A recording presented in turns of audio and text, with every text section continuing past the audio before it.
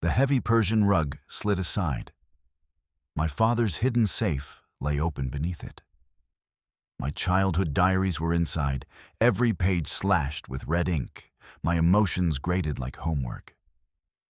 The contractor's boots pounded down the hall, his voice a snarl. "Hand it over." I shoved the diaries into my briefcase, heart hammering. Mark stood in the doorway, his smile too calm. "Sarah," he said, "your father just wanted to help." The lock clicked behind me. Too late. Sarah Miller knelt on the moth-eaten rug in her childhood bedroom, her fingernails catching on the jagged edge of a loose floorboard.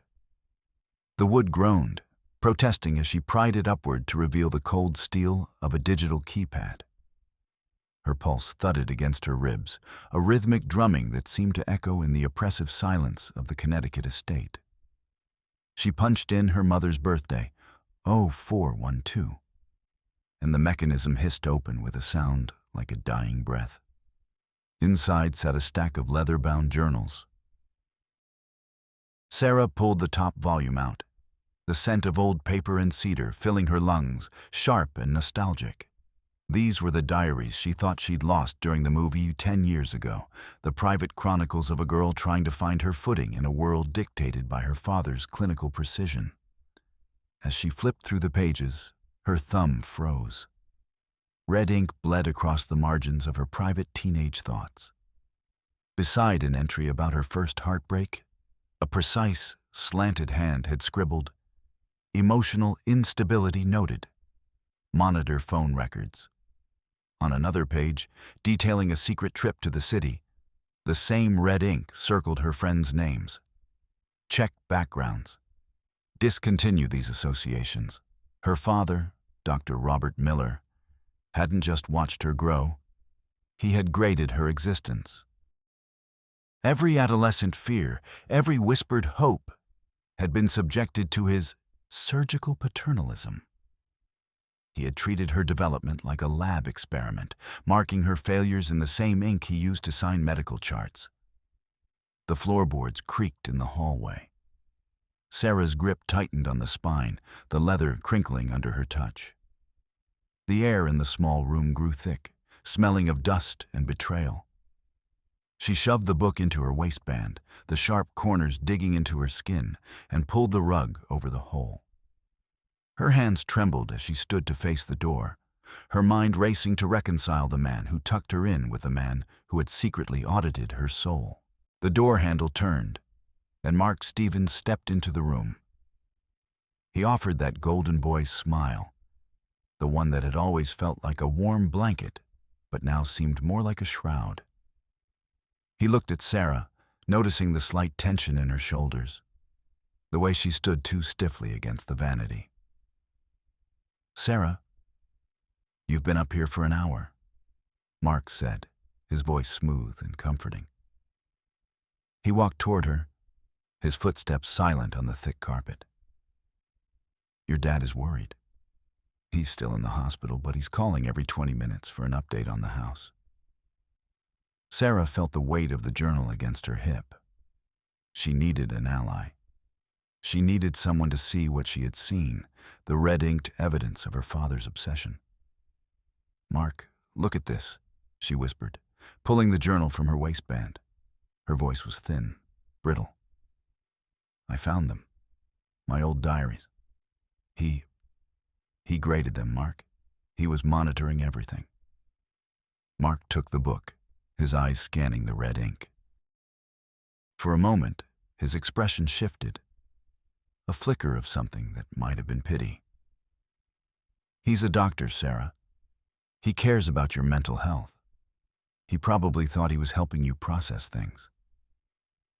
"Helping?" Sarah's voice rose, a sharp edge cutting through the sterile air. "He was spying on me. He was deciding which of my friends were suitable and which feelings were unstable. This isn't care, it's a dossier. Subverted." Sarah watched Mark as he flipped through the pages. She felt a surge of hope. Mark was her fiancé. They were supposed to be a team. He was the man who had promised to protect her from the very shadows she was now uncovering. If Mark saw the truth, he could help her gather the rest of the journals. They could take them to a lawyer or perhaps a therapist who wasn't on her father's payroll. They could build a case for her independence, a way to finally sever the invisible strings Robert Miller used to dance her through her own life. "You're right," Mark said, his voice softening. He placed a hand on her shoulder, the warmth of his palm seeping through her blazer. "This is a lot to take in. Let's get the rest. If there are more of these, we should document them. We'll take photos, make a digital record. Your father won't be able to deny it then." Sarah felt a wave of relief so profound it made her knees weak. She exhaled a breath she felt like she'd been holding for 20 years. "Thank you, Mark. Thank you for believing me." She turned back to the floorboard, her fingers working with renewed energy to pull the remaining journals from the dark cavity. She handed them to Mark, one by one, watching as he stacked them neatly on the bed. The victory felt tangible, a physical weight being lifted. But then, the front door downstairs slammed open with a violence that vibrated through the floorboards. Heavy, rhythmic footsteps thudded across the marble foyer. Not the delicate walk of a guest, but the aggressive stride of someone on a mission. Sarah froze, her hand still inside the floor safe. "Mark," a rough voice shouted from below. "Dr. Miller said the bedroom. Get it done fast." Sarah looked at Mark, expecting confusion or alarm. Instead, she saw his jaw tighten. He didn't look toward the door. He looked at the journals in his hands. The warmth in his eyes had vanished, replaced by a cold, calculating distance. "I'm sorry, Sarah," Mark whispered, but there was no apology in his tone. "He said you weren't ready to see these yet. He said it would trigger an episode." The door to the bedroom burst open. A man in a stained canvas jacket, the contractor Robert had hired to fix the leak in the basement, lunged into the room. He didn't look at the plumbing. He looked at the journals. "Give 'em here," the contractor barked, his voice like gravel grinding together. Sarah scrambled backward, clutching the last journal to her chest. "No. Mark, what is this? Who is he?" Mark didn't answer. He simply stepped aside, making a path. The contractor reached out, his thick, calloused fingers wrapping around Sarah's wrist. The smell of stale tobacco and sweat filled her nose. He twisted her arm, a sharp jolt of pain radiating up to her shoulder. "Let go of me," Sarah screamed, but the man was a wall of muscle. He wrenched the journal from her grip, the leather tearing. Sarah realized with a sickening thud in her gut that Mark hadn't been helping her document evidence. He had been helping her locate it. He had lured her into revealing the hiding spot so the contractor could seize the books before she could leave the property. The help was a trap, and she had walked right into it, handing over the only proof of her father's madness. The contractor shoved Sarah back against the vanity. Her hip hit the sharp corner of the wood, and a jar of expensive face cream shattered on the floor, the scent of artificial roses exploding into the air. The man didn't look back. He tucked the journals under his arm and bolted for the hallway. Sarah didn't think. She grabbed her heavy leather briefcase from the chair, the one filled with legal briefs and a thick laptop, and sprinted after him. The narrow hallway felt like a throat closing in. She saw the back of the contractor's head as he reached the stairs. "Stop!" she yelled. She swung the briefcase with every ounce of rage she possessed. The corner of the heavy bag caught the man in the small of his back. He grunted, his feet slipping on the polished hardwood. He tumbled forward, his shoulders slamming into the wall, but he didn't drop the books. He scrambled to his feet, his eyes wild and predatory. Sarah lunged again, but this time she didn't aim for the books. She aimed for the study door.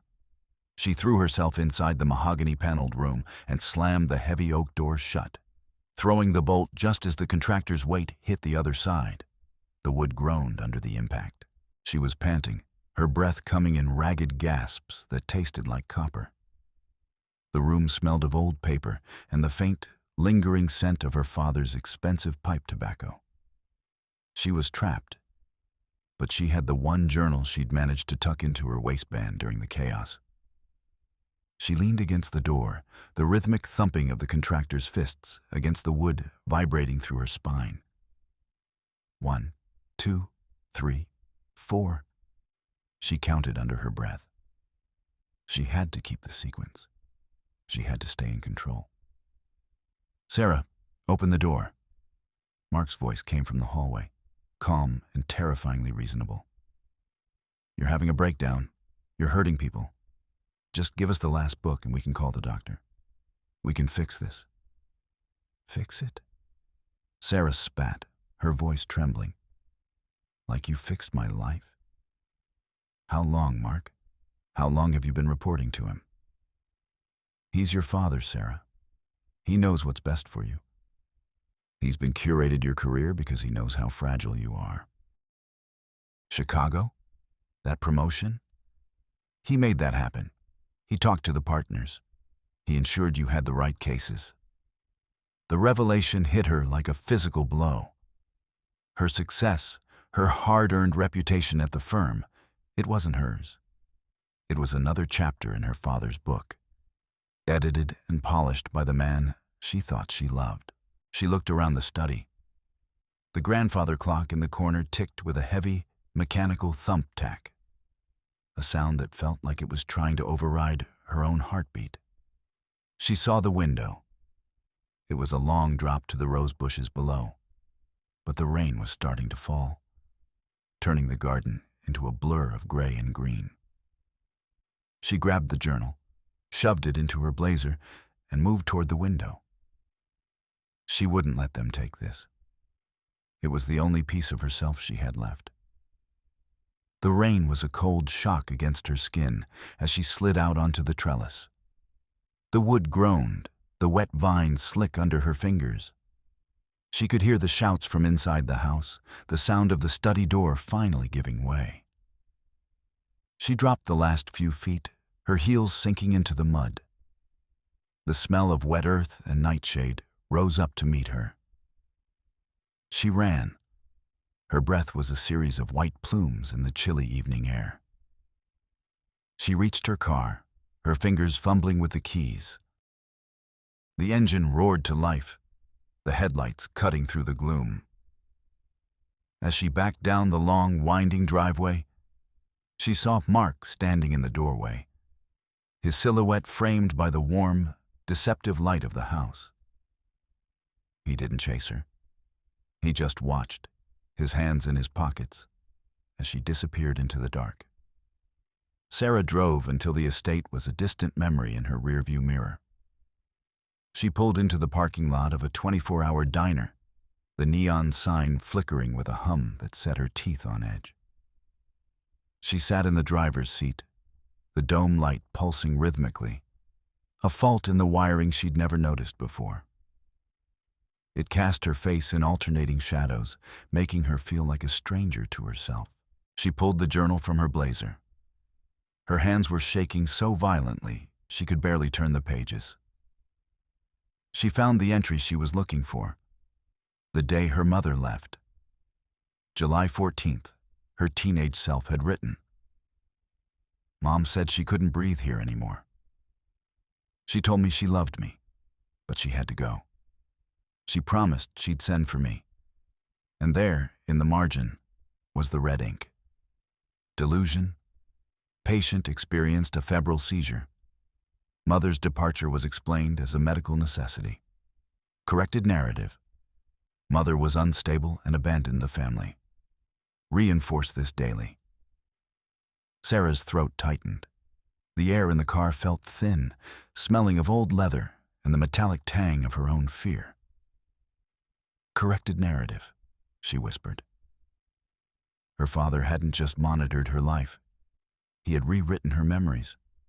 He had taken the most painful moment of her childhood and turned it into a weapon of control.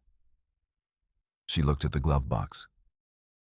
It was locked, the key long gone, but a child's silver rattle was taped to the dashboard. She didn't remember putting it there. She didn't remember ever owning it. It was a ghost of a life she no longer recognized. The next morning, the world felt gray and brittle. Sarah attempted to check into a motel on the outskirts of town, her body aching from the night spent in the car. The lobby smelled of industrial lemon cleaner and stale coffee. "That'll be $85, the clerk said, a man with tired eyes and a name tag that read, Gary. Sarah handed over her credit card. She waited for the familiar chunk swish of the machine, but instead, Gary frowned at the screen. He tried it again. Then a third time. "Problem?" Sarah asked, her heart beginning to gallop. "Cards declined, ma'am. Flagged as stolen." "That's impossible. It's my account." "And your ID?" She handed over her driver's license. Gary looked at it, then back at the screen.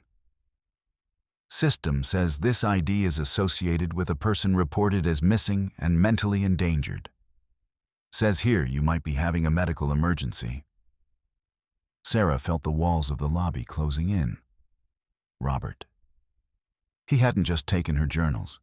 He had taken her identity. He had used his medical standing to flag her accounts, to turn the very infrastructure of her life into a cage. I must have made a mistake," Sarah stammered, backing away from the desk. "Ma'am, I'm supposed to call the number on the screen. For your safety." Gary reached for the phone. Sarah turned and bolted. She heard him calling after her, but she didn't stop until she was back in the car, her tires screeching as she pulled back onto the highway. She was a fugitive in her own life, penniless and hunted by a man who claimed to love her. She had to go back, not to the house, but to the truth. There was one place her father hadn't sanitized: the old summer cabin 3 miles into the woods. It was a place of rotting wood and forgotten summers, a place Robert considered beneath his dignity. She arrived as the sun was beginning to dip below the horizon, casting long skeletal shadows across the forest floor. The cabin was a dark shape against the trees, smelling of damp cedar and neglect.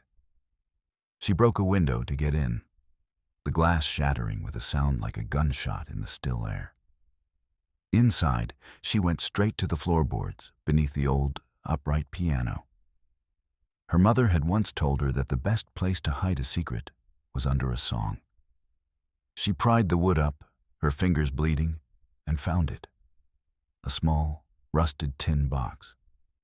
Inside were the letters.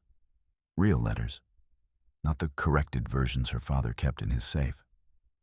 These were written in a frantic, shaky hand, the ink smudged by what Sarah realized were tears. "My dearest Sarah," the first one read. "He is trying to tell me I'm sick. He is giving me pills that make the world go blurry. He says if I leave, he will tell everyone I'm a danger to you. But I have to go, baby. I have to find a way to get you out. Please, remember the smell of the lilies. Remember that I never wanted to leave you." Sarah sobbed, the sound echoing in the empty cabin.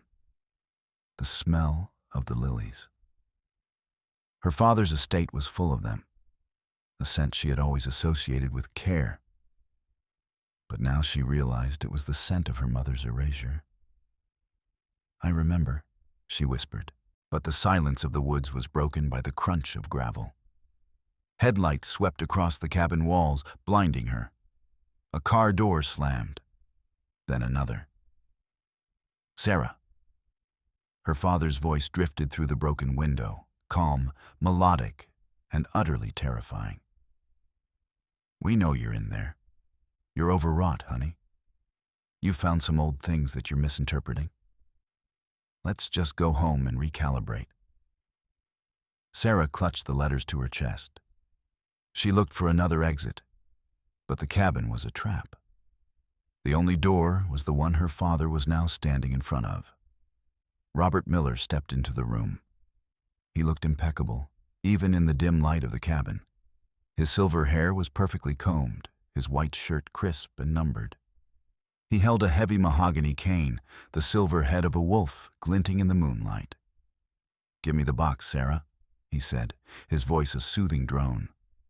"You're compromising your recovery. Those letters, they're the ramblings of a woman who didn't understand the science of the mind. I was trying to protect you from her instability. You drove her away," Sarah said, her voice shaking with a new kind of strength. "You medicated her until she couldn't think, and then you told me she didn't want me." Robert sighed, a sound of profound disappointment. "We've discussed how your memory plays these little tricks. You're being very unreliable right now. It's the stress of the promotion. I knew it was too much for you." He stepped forward, the cane thumping rhythmically on the floorboards.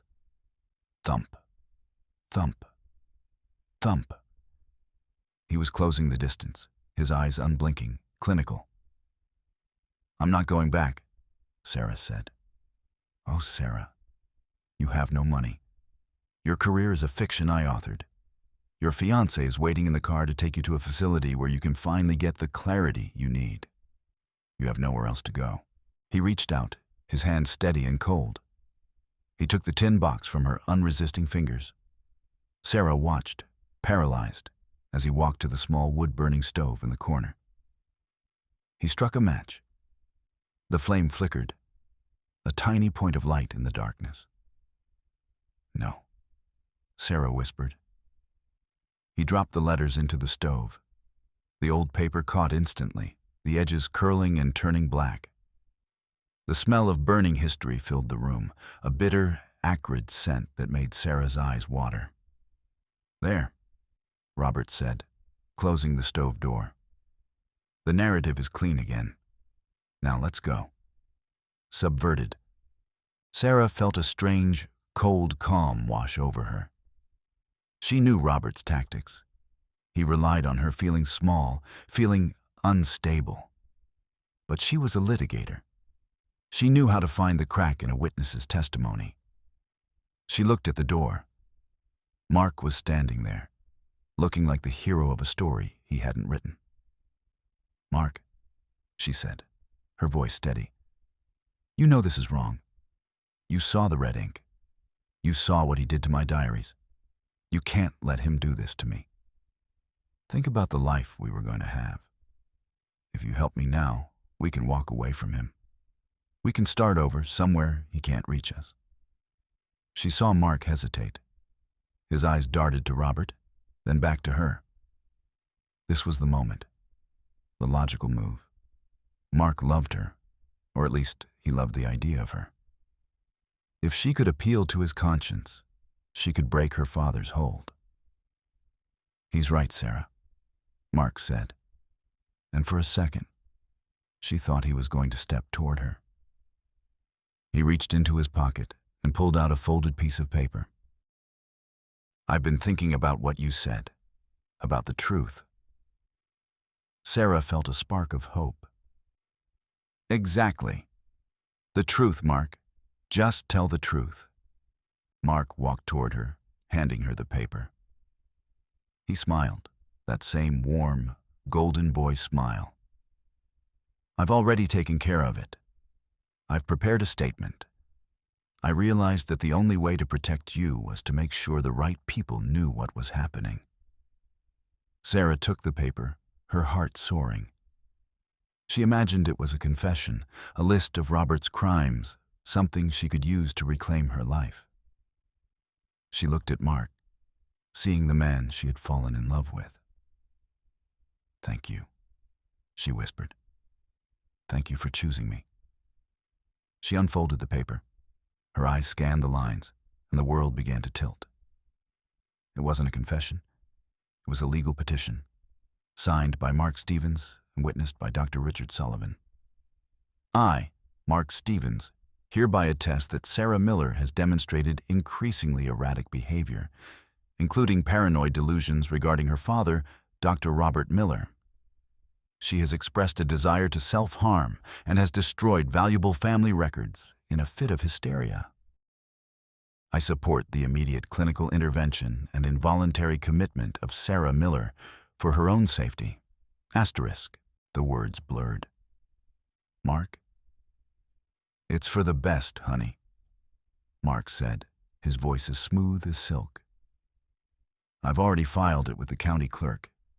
Your father and we're going to make sure you get the best care. The board at your firm has already been notified. They've granted you an indefinite medical leave. The trap hadn't just closed. It had been bolted from the outside.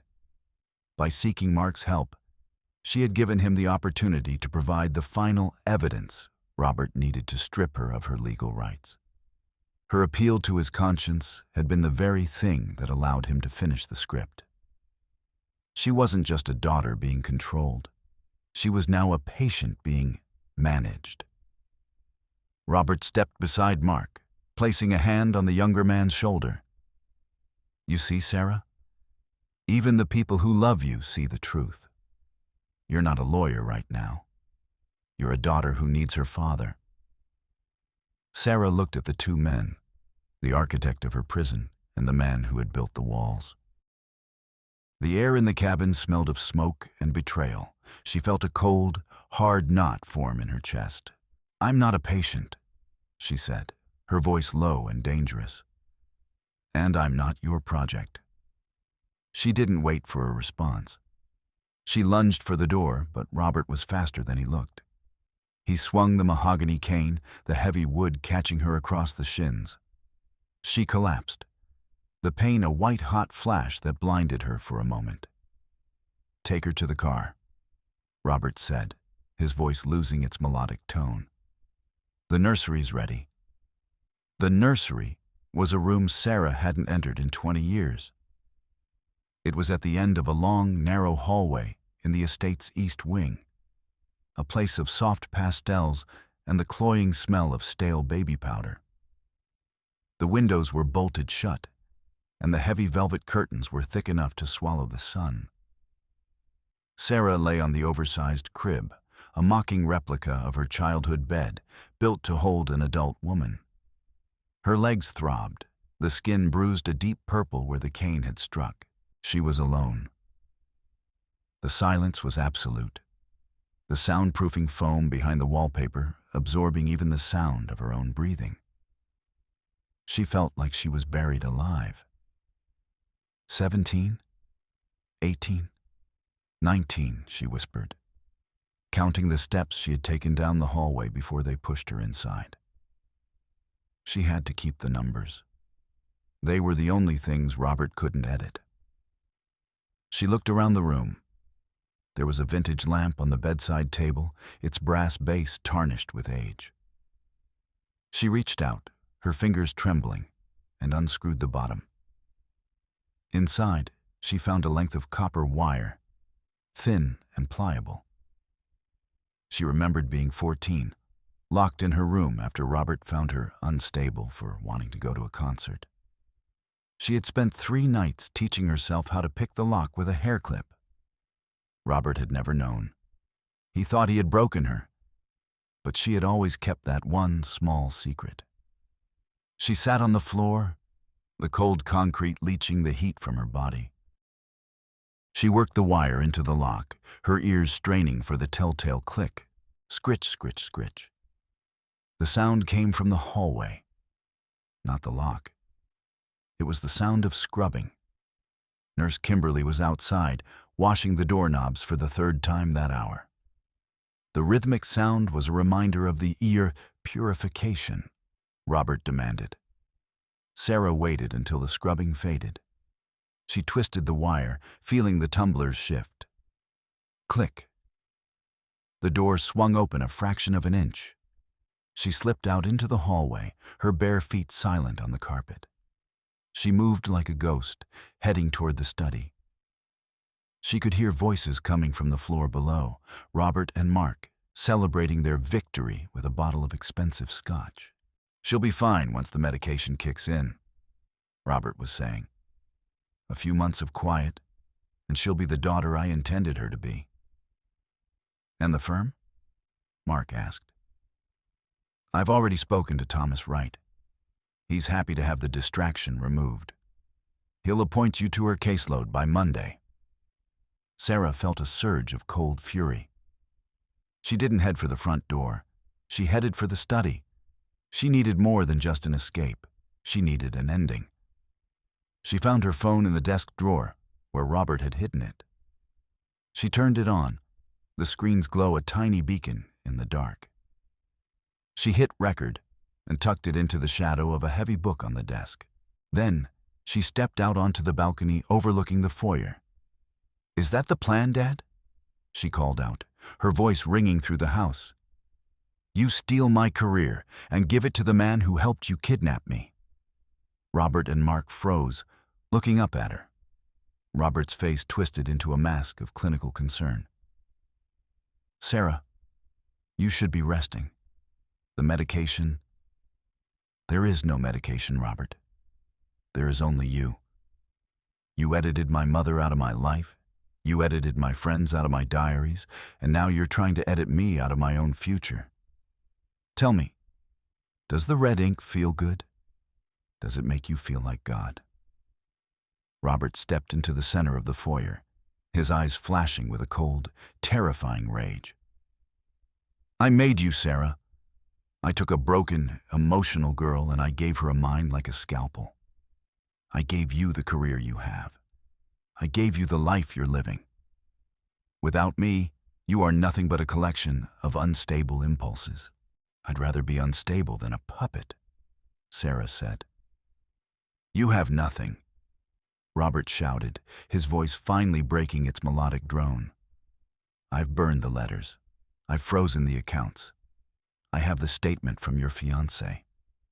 Who is going to believe you? You're just a girl having a nervous breakdown in her father's house." "Actually," a new voice said from the shadows of the service entrance. James Peterson stepped into the light. He wasn't wearing his contractor's jacket. He was wearing a dark suit, and he held a digital recorder in his hand. "Who the hell are you?" Robert demanded. "The man Sarah hired 3 months ago," James said, his voice gruff and steady. "When she first noticed her files were being corrected." "I've been backing up your remote wipes for weeks, Dr. Miller. I've got the logs of every time you accessed her firm's network, and I think the police will find the recording of this little confession very interesting." Robert's face went pale. He looked at Mark, but Mark was already backing away, his golden boy smile replaced by a look of sheer terror. "Sarah, wait," Mark started. "Goodbye, Mark," Sarah said. She walked down the stairs, her head held high. She didn't count the steps. She didn't need to. She knew exactly where she was. The high society gala was a whirlwind of crystal chandeliers and forced laughter. Dr. Robert Miller stood on the stage, the keynote speaker for the Mental Health Foundation. He looked every bit the distinguished healer, his silver hair gleaming under the lights. "And so," Robert said, his voice booming through the microphone, "we must remember that the mind is a delicate instrument, one that requires the steady hand of—" The screen behind him flickered. It didn't show the slides of the new clinic. It showed a page from a diary, covered in aggressive red ink. "Emotional instability noted. Monitor phone records." The room went silent. The only sound was the low, vibrating hum of Richard Sullivan, who was standing in the back, his face turning a deep, panicked red. Another page appeared. Corrected narrative. Mother was unstable and abandoned the family. Then, a voice filled the room. Robert's voice, distorted but unmistakable. "I made you, Sarah. I took a broken, emotional girl and I gave her a mind like a scalpel. Without me, you are nothing." Sarah stood at the back of the room, watching as her father's mask shattered in front of the very people he had spent decades trying to impress. She didn't feel triumph. She felt a strange, quiet peace. She turned and walked out of the gala, the cool night air of the city smelling of exhaust and hot asphalt. It was gritty, it was messy, and it was real. 2 weeks later, Sarah sat on the balcony of her new apartment in Chicago. The city skyline stretched out before her, a jagged horizon of light and shadow. The air tasted of Lake Michigan and freedom. On the table beside her sat a stack of documents, the shredded remains of her father's legal petitions, the forged resignation letters, and the corrected photographs. She had spent the afternoon feeding them into a small cross-cut shredder, watching as the red ink turned into harmless white confetti. She picked up a new journal, its pages blank and unlined. She felt the weight of the pen in her hand, the cool plastic against her thumb. She didn't start with a date. She didn't start with a grade. She wrote, "My name is Sarah Miller, and this is my story." She looked out at the city, a smile finally reaching her eyes. The future was unscripted, messy, and entirely her own. She was no longer a patient, a daughter, or a project. She was the author. And for the first time in her life, she knew exactly what happened next.